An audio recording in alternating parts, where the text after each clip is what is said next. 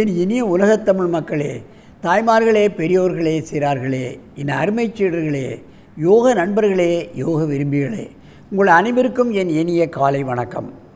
கலைஞர் தொலைக்காட்சி நிகழ்ச்சியில் நலமுடன் வாழ என்னும் பிரிவில் யோகாசனத்திற்கு அதிகாலை வேளையில் முதல் நிகழ்ச்சியாக தரப்பட்டிருக்கின்றது. மக்கள் எல்லோரும் காலையிலே இதை பார்க்கிறார்கள். நல்ல காரியங்களெல்லாம் அதிகாலையில் தான் செய்கின்றோம். திருமணம், கிரகப்பிரவேசம், இன்னும் வீட்டிலே நடக்கின்ற பல்வேறு விசேஷங்கள் எல்லாம் அதிகாலையில் நடைபெறுகிறது, பிரம்ம முகூர்த்தத்தில் நடைபெறுகிறது. அதுபோல தான் இந்த யோகாசனத்தையும் அதிகாலை வேளையில் நாம் செய்துவிட்டோமேயானால் நமது உடல் அன்றைக்கு வேலை செய்வதற்கு தகுதியாகி விடுகிறது. எந்த சோர்வும் ஏற்படாது, சோம்பேறித்தன்மையே வராது என்பதை நீங்கள் கவனத்தில் கொள்ள வேண்டும். குறிப்பாக மாணவர்கள் பள்ளிக்கூடத்திற்கு வாத்தியார் சொல்லக்கூடிய பாடங்களை மட்டும் பார்த்து கவனித்தாலே போதுமானது. அதே அவர்கள் மனதில் பதிந்துவிடும். அதுதான் யோகாசனம் செய்கிறவர்களுக்கும் மற்றவர்களுக்கும் உள்ள வித்தியாசம். வீட்டில் போய் புஸ்தகத்தை கூட படிக்க வேண்டும் என்பது அல்ல. ஒரு தடவை படித்தாலே அது அப்படியே மனதில் பதிந்து விடுகிறது. மூளை சரியாக வேலை செய்கின்றது. மூளைக்கு அதிகப்படியான பிளட் சர்க்குலேஷன் கிடைக்கின்ற காரணத்தினால் அங்கே வெட்ரியூட்ரி பீனியர் கிளாண்ட் சரியாக வேலை செய்கிறது. ஆகவே யோகாசனம் செய்யக்கூடிய மாணவர்கள் சிறந்த மாணவர்களாக, நினைவாற்றல் பெற்றவர்களாக வாருகிறார்கள். அந்த நிலையில் நமது அரங்கிற்கு பாருங்கள். லக்ஷன் அங்கே லக்ஷன் என்ற மாணவர் இங்கே வந்திருக்கிறார். எனது சீடர், எனது யோகாசன பயிற்சியாளரில் வெகுகாலமாக காலையிலும் மாலையிலும் அவருடைய பெற்றோர்கள் கொண்டு வந்து கூட்டி போகிறார்கள்.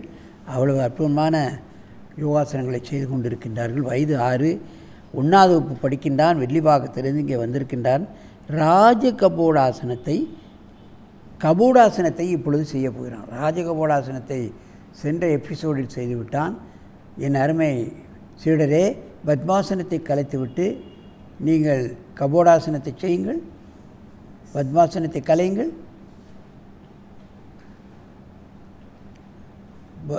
வஜ்ராசனத்திற்கு வந்து உட்கார்ந்து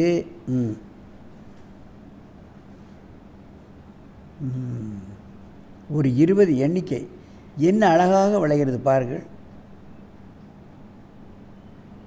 காலை மடக்கி தலையில் வைப்பது என்பது முதுகெலும்பு நன்றாக வளைந்தால்தான் முடியும். முதுகெலும்பு வளைக்க இரத்த ஓட்டமானது தலைக்கு பாயும், மார்பகம் விரியும். அப்படியே தலைகளை இறக்கு, நன்றாக மூச்சு வாங்கிக்கொள், 2 மூச்சு இழுத்துக்கொள். மீண்டும் ஒரு முறை காலை மடக்கி செய். மெதுவாக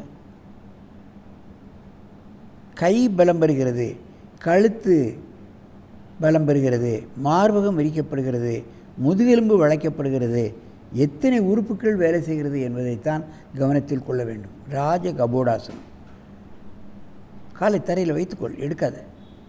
இதுக்கு ஏன் ராஜகபோடாசனம் என்று பெயர் வைத்தார்கள் என்பதையெல்லாம் நாம் கவனிக்க வேண்டும். மெதுவாக இறக்கு, நன்றாக மூச்சு வாங்கிக்கொள். அப்படியே இடது பக்கமாக திரும்பு, இந்த பக்கம் திரும்பு. முன்னால் தள்ளி வா, படுத்துக்கோ, படு. மெதுவாக செய்யணும், அவசரப்படாது. காலை மடக்கி உடம்பை தூக்கு, தலையை தூக்கு. ஏய், ராஜகபோடாசனம் தூக்கு. பாருங்கள், பக்கவாட்டில் செய்கிறான். என்ன அழகாக முழுமையாக செய்கிறான் என்பதைத்தான் பார்க்க வேண்டும். காலை கொண்டு தரையை தொடுவது என்பது மிக கடினம். அவன் சாதனை என்று சொல்வார்கள், சாதனை செய்திருக்கின்றான். இது ஏன் ராஜகபோடாசனம்? அந்த காலத்திலெல்லாம் ராஜாக்களுக்கு ஒரே ஒரு வைத்தியர் தான் இருப்பார். அவர் ஒரு பெட்டியை தூக்கிட்டு வருவார். அதுக்குள்ளே எல்லா மருந்தும் இருக்கும். அந்த பெட்டி இதே போல் அமைந்திருக்கிறது. ஆனால் இளம் பிள்ளைகளுக்கு வளையும் தன்மை இருக்கின்ற காரணத்தினால் அவர்களுக்கு இளம் வயதிலேயே இதை கற்றுக் கொடுத்து விட்டால் பெரிய பையனானாலும் என் வயோதிகத்தன்மையிலும் இந்த ஆசனத்தை எளிமையாக செய்ய முடியும் என்பதை நீங்கள் தெரிந்து கொள்ள வேண்டும். இது ஏதோ கடினமான ஆசனம் என்று நீங்கள் செய்யாமல் இருக்க வேண்டாம். முடிந்த அளவு தலையை தொடாமலே, கால் தொடாமலே செய்யலாம். அதிலே முழு பலனும் கிடைக்கும். நாள் ஆக ஆக நிச்சயமாக கால் தரையை தொடும். அது பெரியவர்களானாலும் சரி, நடுத்தர வயதினர்களானாலும் சரி, நோய்வாய்ப்பட்டவர்களானாலும் சரி செய்யலாம். காலையிலும் மாலையிலும் காலையிலும் அவர்கள் முயற்சி செய்தால் நிச்சயமாக அவர்களுக்கு ஏற்பட்டிருக்கின்ற பல்வேறு பிரச்சனைகளை நீக்கக்கூடிய அற்புதமான ஆசனம்தான் கபோடாசனம். ஆகவே இதை பார்த்து கொண்டிருக்கின்ற பள்ளி நிர்வாகிகளே, ஆசிரியர்களே, பெற்றோர்களே, உங்கள் குழந்தைகளுக்கு இதுபோன்ற ஆசனங்களை செய்து கொடுத்து குழந்தைகளையும் பெரியவர்களையும் நோயற்ற வாழ்வே குறைவற்ற செல்வம் என்னும் பேற்றினை அடைய முயற்சிக்க வேண்டும் என்று கேட்டு உங்களிடமிருந்து விடைபெறுவது ஆசனம் ஆண்டியப்பன். வணக்கம்.